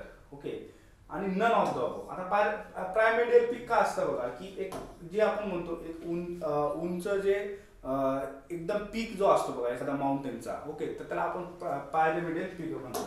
आता या diagram मधून तुम्हाला गोष्टी clear होऊन जातील बघा. इथे जे आहे, ओके, हे जे तुम्ही जे टॉप बघू शकता, तर याला पॅरामिडियल पीक म्हटलं जातं. आणि जे ॲरेटे आहे, ओके, तर ही जी रिज आहे बघा, ओके, ही काय आहे, ही रिज आहे एक प्रकारची. या रिजला काय म्हटलं जातं, ॲरेटे असं म्हटलं जातं, ओके. आणि हे कशापासून म्हणलं जातं बघा, जेव्हा मल्टिपल जे आहे सरके जे आहे, ओके, हे जे गोल आहे याला काय म्हटलं जाईल, सरके असं म्हटलं जाईल. हे जे सरके आहे हे एकमेकांमध्ये येऊन जे आहे ते जुळतात आणि एकमेकांमध्ये जुळल्यामुळे काय आहे की हॉलो डिप्रेशन जे आहे ते तयार होतं. कुठे, ग्लेशियर लँडफॉर्म्समध्ये, ग्लेशियर माउंटेन्समध्ये. आणि हे जेव्हा हॉलो तयार होतं इथे दोन ठिकाणी, तर मध्ये जे उरणार आहे ती रिज उरणार आहे. त्या रिजला काय म्हटलं जातं, ॲरेटे असं म्हटलं जातं. मग हे जे सरके आहे हे कसे आहे, ऍडजेसंट आहे, एकमेकांच्या बाजूला आहे. पण पॅरामिडियल पीक जर आपण बघितलं तर तिन्ही बाजूने जे आहे एकत्रित गोष्टी येऊन पॅरामिडियल पीक हा तयार झालेला आहे. म्हणून याचं जे आन्सर जे आहे बघा ते ए असणार आहे. आणि सेकंड आणि थर्ड स्टेटमेंट ते कसं आहे, हे इनकरेक्ट आहे, ओके. आणि डीचा तर इथे प्रश्न येतच नाही, ओके.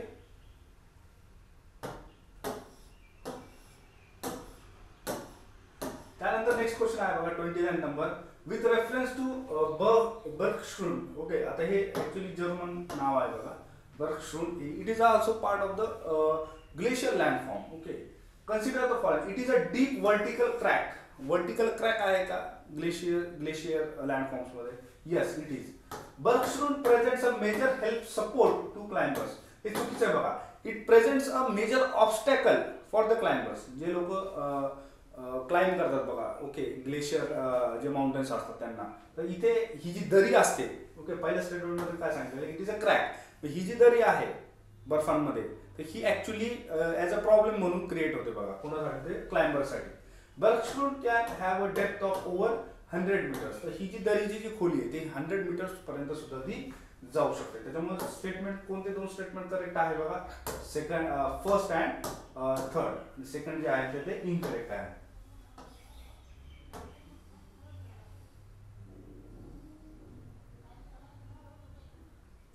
बर्गश्रून जे आहे त्याची इमेज तुम्ही बघू शकता की या पद्धतीची दरी जी आहे ती तुम्हाला बघायला मिळते. हा जो ब्ल्यू कलरचा पोर्शन आहे तर ही दरी आहे बघा. कशी आहे? बर्फाळी प्रदेशामध्ये, म्हणजे जो ग्लेशियर जो एरिया असतो, ओके, ह्या एरियाजमध्ये आपल्याला ते बघायला मिळतं. त्यानंतर याच्या संदर्भात अजून वेगवेगळ्या कन्सेप्ट आहेत बघा. जसं की आता समजा हा माउंटेन आहे, म्हणजे हे काय आहे, त्याला हेडवॉल म्हटलं जाईल बघा. हा जो ब्राऊन कलरचा जेवढा पार्ट तुम्हाला दिसतोय हा ऍक्च्युली माउंटेन आहे, म्हणजे it is the land, okay. हे काय लँड आहे. लँड वरती हे स्नो कव्हर आहे बघा. हे जे जेवढे तुम्हाला दिसत आहे ब्ल्यू कलर मध्ये, हे काय, हे स्नो कव्हर आहे, ओके. आणि हे जे दगड असतात यांना काय म्हटलं जातं, मोरेन्स असं म्हटलं जातं. हे मोरेन्स काय करतात की बर्फाला जे आहे, बर्फाचं इरोजन करून जे आहे ते खाली सरकत जातात. आता तुम्ही इथे बघू शकता की जी लंबी दरी असते त्याच्या बोथ साइड्स, ओके, ही जी व्हर्टिकल जो क्रॅक आहे याच्या बोथ साइड्स काय आहेत, तर स्नो आहे, बर्फ आहे. याला काय म्हटलं जाईल, बर्गश्रून म्हटलं जाईल. पण अशी दरी जिच्या एक साइडला स्नो आहे आणि एका साइडला हेडवॉल आहे किंवा लँड आहे, त्याला काय म्हटलं जाईल मग, रँडक्लुफ असं म्हटलं जाईल बघा, रँडक्लुफ. तर ही पण टर्म जी आहे ती तुम्ही लक्षात ठेवा, ओके. जिथे ॲब्रेशन घडून येतं त्याला झोन ऑफ ॲब्रेशन म्हणतात. जिथे असा जो लेक फॉर्म होतो त्याला काय म्हटलं जातं, टान लेक असं म्हटलं जातं. आणि जी प्रोसेस असते ज्याच्यामध्ये जनरली हे जे दगड असतात हे बर्फाला जे आहे हे हळूहळू ह्या गोष्टी अशा तिकडून जे आहे ते तोडतात, ओके, ह्या लँडला. तर याला काय म्हटलं जातं, झोन ऑफ प्लकिंग असं म्हटलं जातं, ओके. काय म्हटलं जातं, zone of plucking.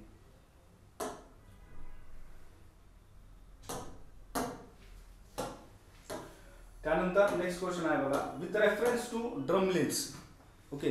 Next question आहे with reference to drumlins glacier landforms, consider the following. आता ग्लेशियर लँडफॉर्म्सचा हा पार्ट आहे बघा, drumlins. They appear as a little steeper at the onset side and the taper off at the leeward side. Correct आहे बघा. They are arranged diagonally and so are commonly described as having a X topography. Okay, X topography त्यांच्यामध्ये असते, okay. तर बघा आता drumlins म्हणजे काय, एकदम इझी कन्सेप्ट आहे बघा. इमॅजिन करा छोटे छोटे डोंगर आहेत जे सेडिमेंट्स पासून फॉर्म झालेले आहेत. काय छोटे छोटे डोंगर जे सेडिमेंट्स पासून फॉर्म झालेले आहेत, त्याला आपण काय म्हणूयात, ड्रमलिन्स असं म्हणूयात. ओके, पण हे ड्रमलिन्स असे रॅन्डमली नाही फॉर्म झालेले, हे एका विशिष्ट एका लाईन मध्ये ते फॉर्म झालेले. कसे, एका विशिष्ट लाईन मध्ये ते फॉर्म झालेले.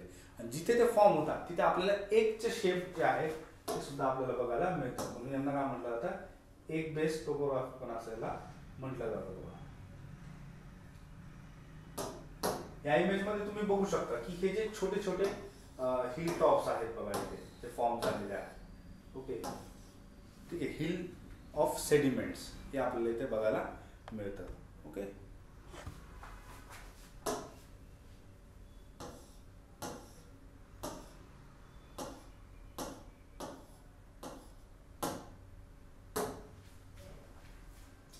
त्यानंतर हिस्ट्रीचा पोर्शन आहे बघा. हिस्ट्रीचे जे क्वेश्चन्स आहेत ते आपले इथे सुरू होणार आहे बघा. ओके, तर पहिला जो क्वेश्चन आहे हा हरप्पन सिव्हिलायझेशनच्या संदर्भात आहे. एकदम इझी बघा की पहिलं स्टेटमेंट आहे की they did not use metal money. Okay, तर हे करेक्ट स्टेटमेंट आहे बघा. मेटल मनीचं जे ओरिजिन आहे आपल्याला लेटर एराज मध्ये बघायला मिळतं. त्यानंतर Harappa had commercial links with Afghanistan and Iran. Okay, आपल्याला जे आहे मेलुहा हे नाव असेल किंवा वेगवेगळी जी नावं आहेत नाही का, हे आपल्याला हरप्पाच्या संदर्भात बघायला मिळतात. तर अफगाणिस्तान आणि इराण जे आहे ते ऑब्व्हियसली आपल्याला ट्रेड जे आहे कमर्शियल लिंक्स बघायला मिळतात. कशावरून प्रूव्ह होतात, जे काही सील्स आणि स्टॅम्प्स जे आपल्याला मिळालेले आहेत, सिमिलर टाईपचे जे सील्स आणि स्टॅम्प्स जे आहेत आपल्याला यांच्या सिव्हिलायझेशन्स जे आहेत, ओल्ड सिव्हिलायझेशन्स इराणमधल्या वगैरे पर्शियाच्या, तर तिथे आपल्याला या गोष्टी बघायला मिळालेल्या आहेत. ठीक आहे, याचा आन्सर काय असणार आहे, बोथ आर करेक्ट.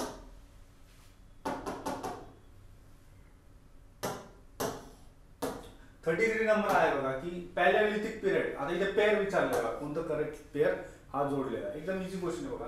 आता आपल्याला माहिती पॅलिओलिथिक इज द ओल्डेस्ट, त्याच्यामुळे 2 मिलियन BC आणि 10,000 BC कोणता असेल तर पॅलिओलिथिक आहे बघा. त्यामुळे हे स्टेटमेंट चुकीचं होऊन जातं, हे पण डायरेक्टली चुकीचं होऊन जाईल बघा. मेझोलिथिकचं पिरियड काय आहे तर 10,000 BC. Okay, 10,000 BC to 8,000 BC असा आहे बघा. त्यामुळे त्यानंतर आहे निओलिथिक पिरियड जो आहे हा 8,000 BC ते 4,000 BC च्या दरम्यान आहे. ओके, त्याला न्यू स्टोन एज सुद्धा म्हटलं जातं. काय म्हटलं जातं, new stone age. Chalcolithic period जो आहे, चार्कोलिथिकला आपल्याला माहिती आहे काय म्हटलं जातं, तर ब्रॉन्झ एज म्हटलं जातं. काय म्हटलं जातं, ब्रॉन्झ एज. आणि ब्रॉन्झ एज मध्ये कोण येतात तर हरप्पन सिव्हिलायझेशन आपल्याला बघायला मिळते. कधी आहे हे अस्तित्व याचं तर 4,000 BC ते 1,500 BC मध्ये आपल्याला बघायला मिळतं. म्हणजे 3 आणि 4 हे जे आहेत हे याचे करेक्ट आन्सर असणार आहे. आता हे जे पॅलिओलिथिक आहे, पॅलिओलिथिकला काय म्हटलं जातं, ओल्ड स्टोन एज असं म्हटलं जातं. काय म्हटलं जातं, old stone age. Old stone age मध्ये काय काय डेव्हलपमेंट झालेले आपल्याला बघायला मिळतात, तर आपल्याला stone tools, okay, stone tools develop झालेले बघायला मिळतात. म्हणजे दगडापासून बनवलेले काही अवजार आहेत, ओके, ते आपल्याला बघायला मिळतात. टूल्स जे आपण म्हणतो, मग एक्स असेल किंवा छोट्या छोट्या नाईफ असतील नाही का, त्या गोष्टी आपल्याला बघायला मिळतात. त्यानंतर मेझोलिथिक पिरियड मध्ये आपल्याला काय बघायला मिळतं मेजरली, तर आपल्याला फूड प्रोडक्शन बघायला मिळतं. म्हणजे हंटिंग अँड गॅदरिंग ही जी कन्सेप्ट आहे ही आपल्याला कुठे बघायला मिळते तर मेझोलिथिक पिरियड मध्ये बघायला मिळते. ओके, यालाच म्हटलं जातं मिडल स्टोन एज असं म्हटलं जातं. निओलिथिक मध्ये काय बघायला मिळतं तर आपल्याला फार्मिंग बघायला मिळतं बघा. शेती जी आहे फार्मिंग, ओके, फार्मिंग जे आहे हे आपल्याला कशामध्ये बघायला मिळते तर निओलिथिक मध्ये. अजून काय बघायला मिळतं तर वेगवेगळ्या पॉटरी ज्या आहेत, पॉटरी सुद्धा आपल्याला कुठे बघायला मिळतात तर निओलिथिक पिरियड मध्ये.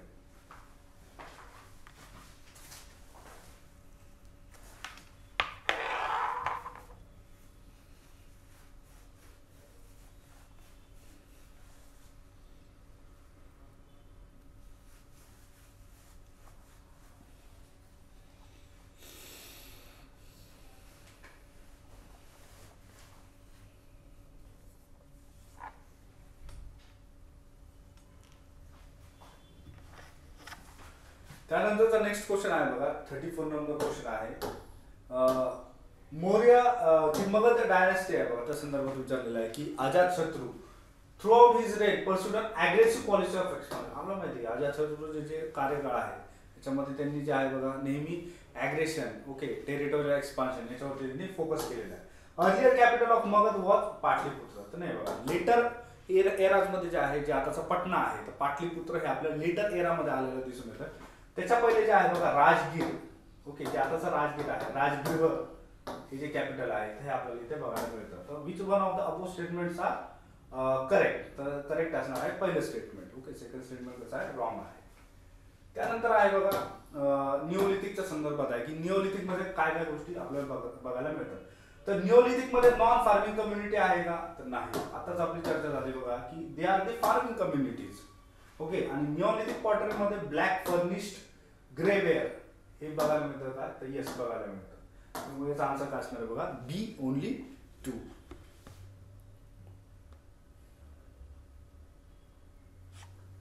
त्यानंतरचा क्वेश्चन आहे बघा, दोन स्टेटमेंट दिलेले आहे आपल्याला.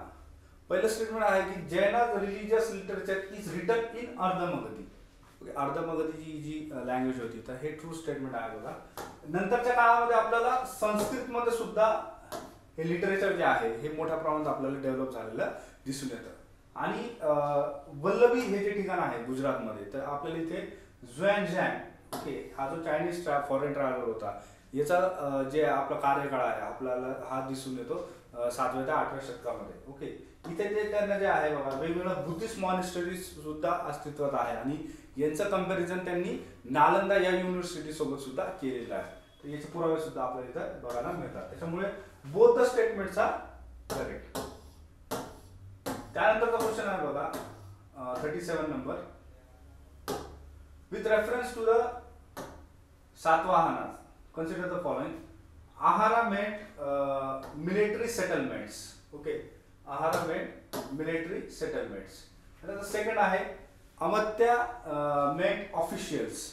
आणि त्याच्यानंतर आहे स्कंदरवाज meant district. तर बघा याच्यामध्ये फक्त सेकंड स्टेटमेंट हे काय करेक्ट आहे. ओके, स्कंदरवाज जे आहे याचा अर्थ काय होतो की they are the military settlements in the Satavahana era. आणि आहारा म्हणजे काय, तर त्यांना डिस्ट्रिक्ट म्हणून जे आहे ते डिनोट केलं जात होतं. ओके, त्यानंतरचा नेक्स्ट क्वेश्चन आहे बघा, the Shaka rule was followed in which of the following. कोणत्या रिजन मध्ये हे यांचं जे आहे जे किंगडम आहे हे स्प्रेड झालेलं होतं. तर बघा अफगाणिस्तान आपल्याला बघायला मिळतं, मथुरा पण आहे, अप्पर डेक्कन सुद्धा आहे बघा. हे सगळे जे रिजन्स आहेत हे आपल्याला याच्यामध्ये रूल अंडर आलेले दिसून येतात. ओके, त्यांचा कार्यकाळ जर आपण बघितलं तर हा 130 AD ते 150 AD एवढा आपल्याला हा या दरम्यान दिसून येतो. ओके, शका काय कॉन्ट्रीब्युशन आहे यांचं, तर मेजर कॉन्ट्रीब्युशन हेच आहे की रुद्रमन बघा यांचा जो किंग आहे रुद्रमन याचं मोठं कॉन्ट्रीब्युशन आपल्याला बघायला मिळतं. त्याचबरोबर यांचं टेरिटोरियल एक्सपान्शन फार मोठं होतं बघा. हा एक आपल्याला मोठा जे आहे याचं जे आहे कॉन्ट्रीब्युशन आपल्याला बघायला मिळतं. ओके, त्यानंतर 39 नंबर क्वेश्चन आहे, कन्सिडर द फॉलोइंग. मॉडर्न इंडियाच्या संदर्भात आहे बघा, मॉडर्न हिस्ट्री ऑफ इंडिया. याच्यामध्ये आपल्याला 3 नावं दिलेली आहेत, शहानवाज, गुलजार सिंग ढिल्लो आणि त्याचबरोबर प्रेम सहगल. हे कशाशी रिलेटेड आहे असं आपल्याला विचारलेलं आहे. पहिला जे ऑप्शन आहे INA. ओके, INA शी ते रिलेटेड आहे. क्विट इंडिया मुवमेंट नाही, नॉन कॉर्पोरेशन नाही, गदर पार्टी सुद्धा नाही. ओके, INA जी म्युटिनी आहे बघा या संदर्भात ते रिलेटेड आहे. आता याच्यामध्ये जे आहे बऱ्याचशा गोष्टी आपल्याला अजून जे आहे बघायला मिळतात INAच्या संदर्भात.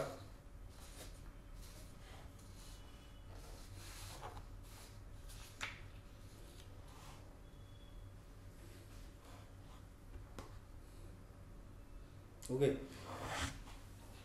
तर यालाच काय म्हटलं जातं बघा, रॉयल इंडियन नेव्ही म्युटिनी असं सुद्धा याला काय म्हटलं जातं. ओके, INAच्या म्युटिनीला. ओके, आता याच्यामध्ये वेगवेगळ्या गोष्टी बघायला मिळतात की महायुद्धांमध्ये जे पद्धतीची ट्रीटमेंट आपल्याला मिळाली होती. ओके, आपले जे नेव्हल फोर्सेस होतात त्यांना, त्याचबरोबर सुभाषचंद्र बोस यांचा इन्फ्लुएन्स यामुळे ही जी म्युटिनी आहे. त्याचबरोबर फ्रीडम स्ट्रगलचे जे वातावरण निर्मिती जी आहे ती सुद्धा आपल्याला याच कार्यकाळामध्ये बघायला मिळते. ओके, त्यानंतर बघा 14 नंबर क्वेश्चन आहे, consider the following statements. In February 1927, Jawaharlal Nehru, on the behalf of the National Congress, attended the Congress of Oppressed Nationalities at Brussels. Correct आहे बघा. ब्रुसेल्स मध्ये काय झालं होतं, ते अँटी इम्पेरियलिझम.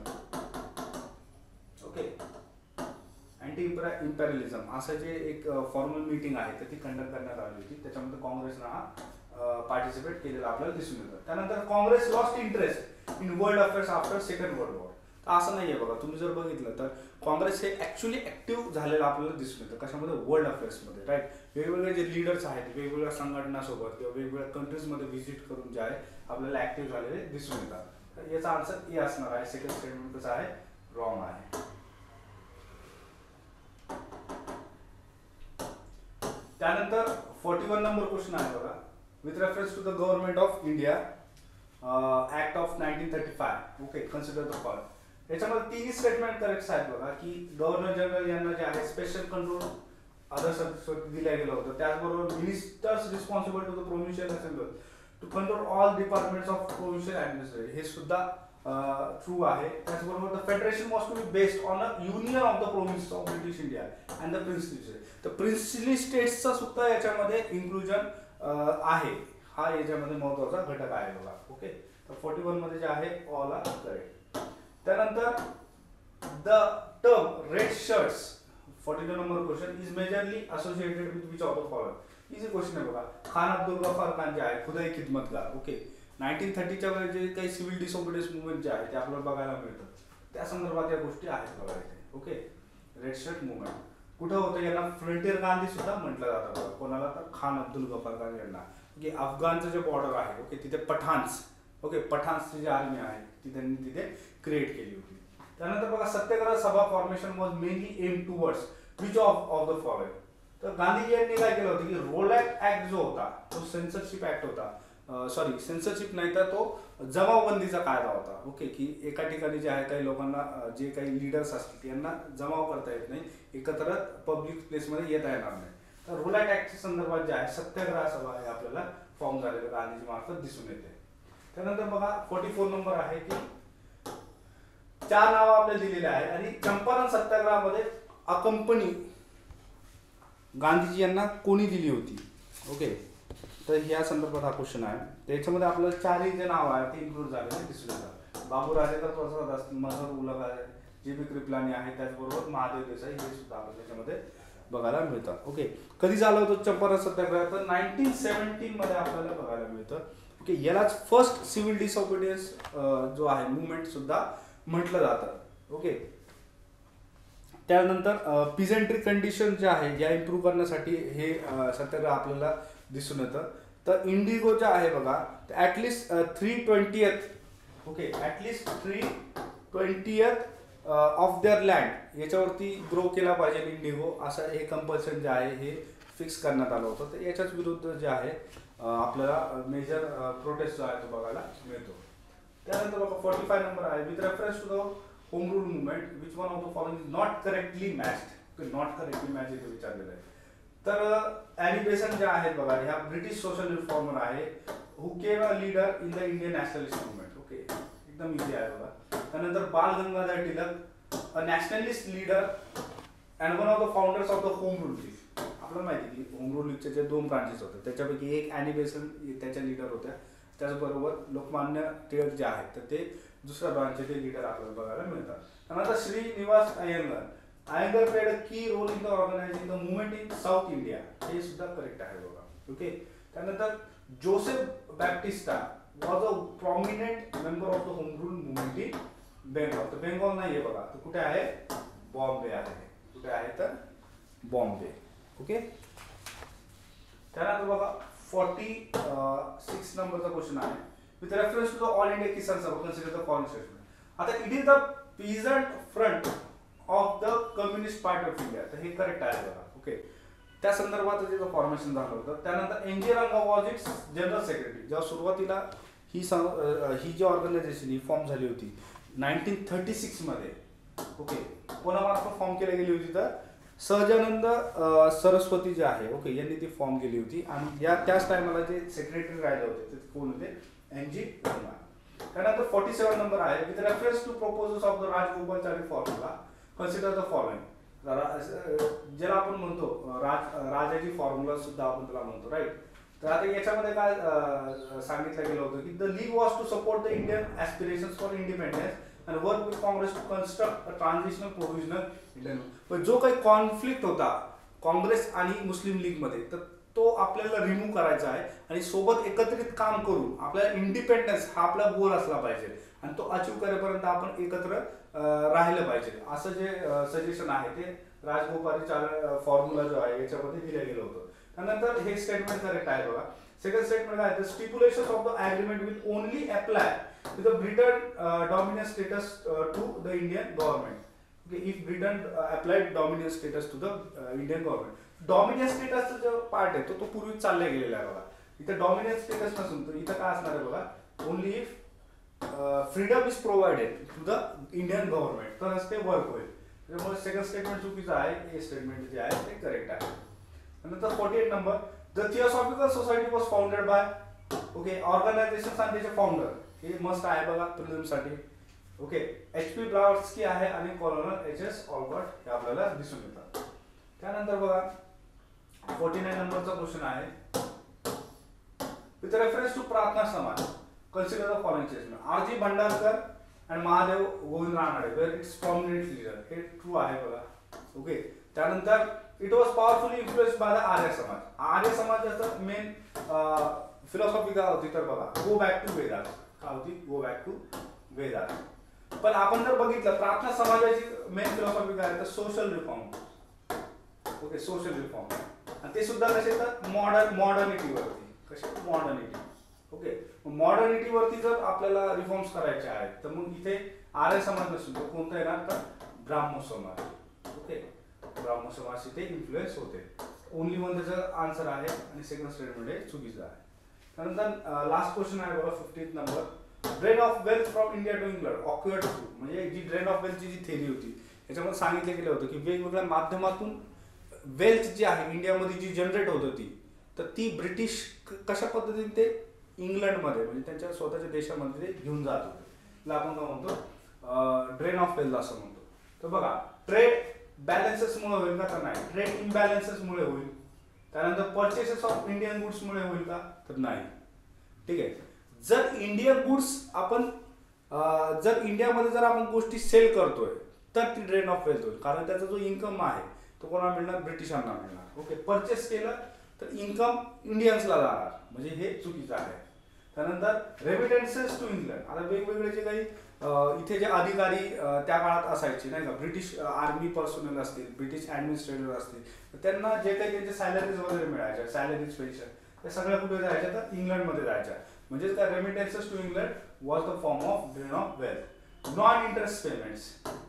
ओके, इंटरेस्ट पेमेंट जेव्हा केल्या जात होत्या तर ते जर आपण ड्रेन ऑफ वेल्थ असं म्हणतो. ओके, इथे जे आहे बघा सी आन्सर हे असणार आहे. ओके, तर नेक्स्ट सेशनमध्ये भेटूयात आपण नेक्स्ट टेस्ट एक्सप्लेनेशनमध्ये.